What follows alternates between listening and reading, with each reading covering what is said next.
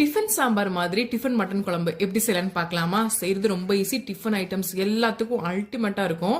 ஒரு கடாயில எண்ணெய் ஊத்திக்கோங்க. எண்ணெய் ஊத்துட்டு நல்லது காஞ்சதுக்கு அப்புறம் ஆல் ஸ்பைசஸ் சேர்த்து இது கூட சின்ன வெங்காயம் பெரிய வெங்காயம் ரெண்டையும் கலந்து சேர்க்கணும். அப்பதான் டேஸ்ட் நல்லா இருக்கும். 20 to 30 சின்ன வெங்காயம், ஒரு 2 பெரிய வெங்காயம் நல்லா பொடிசா கட் பண்ணி சேர்த்துக்கோங்க. இது நல்லா பரட்டி விடுங்க. கலர் மாறினதுக்கு அப்புறம் 1 ஸ்பூன் இஞ்சி பூடு பேஸ்ட் நல்லா போட்டு வதக்கிட்டு பச்சை வடை போறதுக்கு வரைக்கும் நல்லா வதக்கி எடுத்ததுக்கு அப்புறம் இது கூட ஒரு பெரிய தக்காளி நல்லா பொடிசா நறுக்குனது, இது நல்லா மசிஞ்சு வேகணும். அப்பதான் நல்லா டேஸ்ட் இருக்கும். மூடி போட்டு வேக வைங்க. அப்ப சீக்கிரமே மசிஞ்சிரும்.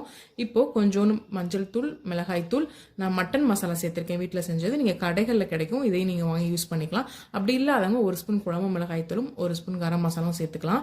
இப்ப வேக வச்ச மட்டனை சேர்த்து நல்லா கிளறி விட்டுட்டு கொஞ்சம் உப்பு சேர்த்து மூடி போட்டுருங்க. 10 நிமிஷத்துல சூப்பரா நல்லா தலபுலன்னு கொதிச்சு அட்டகாசமா ரெடி ஆயிரும். இது பூரிக்கெல்லாம் சொல்லவே வேணாம், பயங்கர காம்பினேஷனா இருக்கும். இது ஒரிஜினல் ஒரு பேச்சுலர் ரெசிபியும் கூட. இதுக்கு தேங்காயங்களாம் அரைச்சி ஊற்ற எதுவுமே தேவைப்படாது. இந்த பொடிகளே போதும். நீங்க தேவைப்பட்ட அந்த மசாலா வதக்கும் போது நீங்க வேணும் 2 ஸ்பூன் தயிர் கூட சேர்த்துக்கலாம். இன்னுமே டேஸ்ட் நல்லா இருக்கும். கண்டிப்பா ஒரு தடவை நீங்க ட்ரை பண்ணி பார்க்கலாம்.